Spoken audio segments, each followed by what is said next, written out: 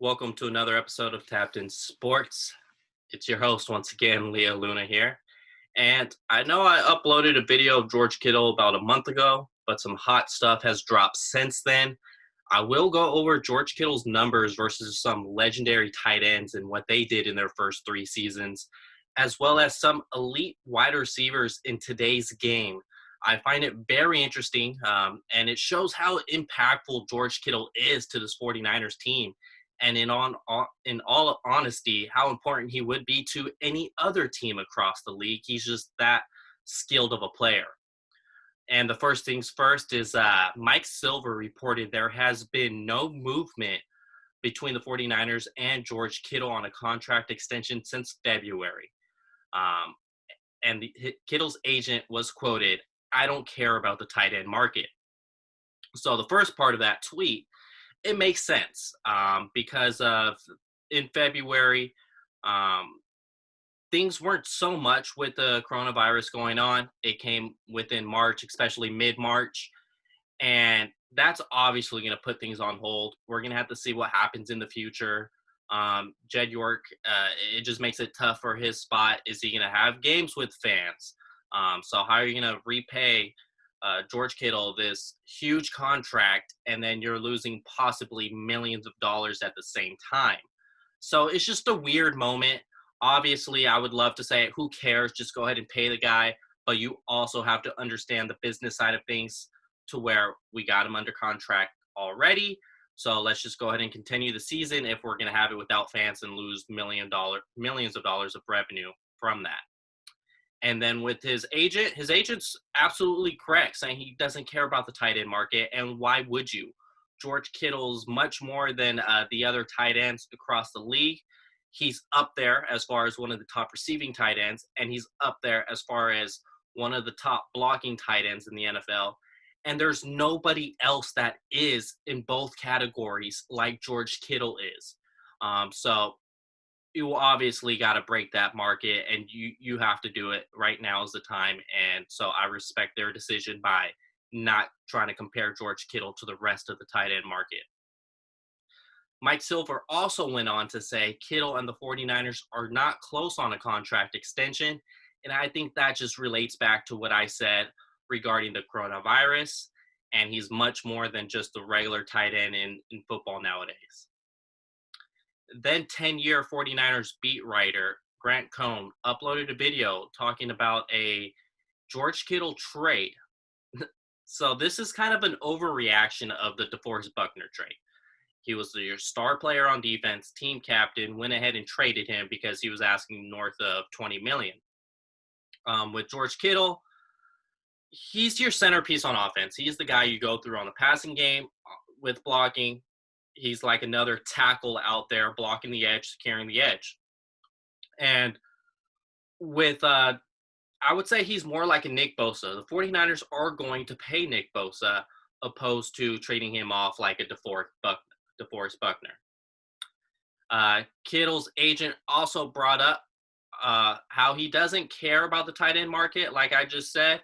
So, no doubt, let's go ahead and look at some of the top five receivers in the game. In my mind, I'm going to look at three of them, three out of the top five.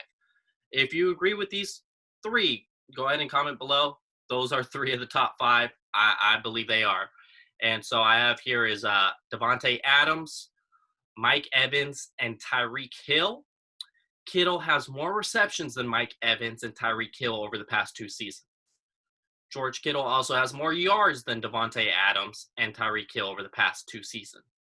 Although George Kittle does have the least amount of touchdowns between these four group of players, he does have the highest catch rate between all of them. So that's obviously important on third down.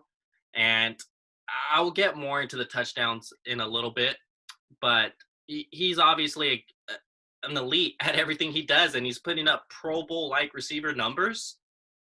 So it only makes sense of why he's asking for so much. And then as far as now, let's go ahead and look at the first 3 years of some legendary tight ends of all time. Now, George Kittle has more receptions, yards, and second best in catch rate to Rob Gronkowski. The big thing you're going to notice here, and obviously 49ers are going to use this in negotiations. What about the touchdowns? Because everyone else has a minimum of 15, while George Kittle is a little behind that. That's something I believe they can work on, and it's also about how you design plays and how much of a threat he is to the defense, and how many bodies are they going to keep on George Kittle in that process within the red zone. And so if you have other one-on-one matchups, Kyle Shanahan's going to exploit that and go to the one-on-one matchups, such as like Kendrick Bourne had a few touchdowns this year. He may have had more than George Kittle. I would have to double check that. Go ahead and comment, actually. Who had more, Kendrick Bourne or George Kittle? And like I said, that's just going to come strictly off of play design. If the defense is going to spy on Kittle the whole time, you got to exploit that one-on-one matchup. So I'm not going to go into predicting a contract this time. Things are just getting too wild. And then as far as with coronavirus, are we going to have a season without fans? So it's just too many hurdles. So I don't want to do that this time. But let's go ahead and take a look at some of the top paid wide receivers in the league. Would you determine Kittle more valuable than a Stephon Diggs, Brandon Cooks, or a Jarvis Landry? Now, I love Odell. I'm a big OBJ believer. A lot of Niner fans actually want OBJ to be traded to the 49ers. So I have this question. For those fans, would you feel comfortable with the front office paying Odell $18 million per year, but then determine $18 million is too expensive for George Kittle because he's a tight end? Although George Kittle is an elite blocker in the run game, in the play action game, in the screen passing game, in the drop back passing game. I was out there at that Minnesota playoff game, and he stayed and blocked quite a bit in that game. I'm not sure about the certain percentage on that is, but they had two elite edge rushers with Hunter and Griffin, Minnesota, and George Kittle stayed back and blocked one-on-one quite a bit in that matchup. And so while he's doing all of that, as you guys seen, he is putting up elite wide receiver numbers, still Pro Bowl receiver-like numbers. So why would George Kittle not be worth $18 million in a contract? We'll see.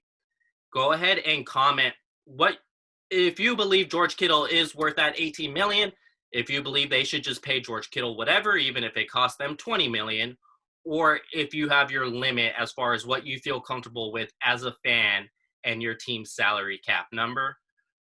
Once again, it is Leo Luna. Go ahead and follow my Twitter, subscribe, as well as click the link below, as this video was sponsored by Fans Edge. Thank you.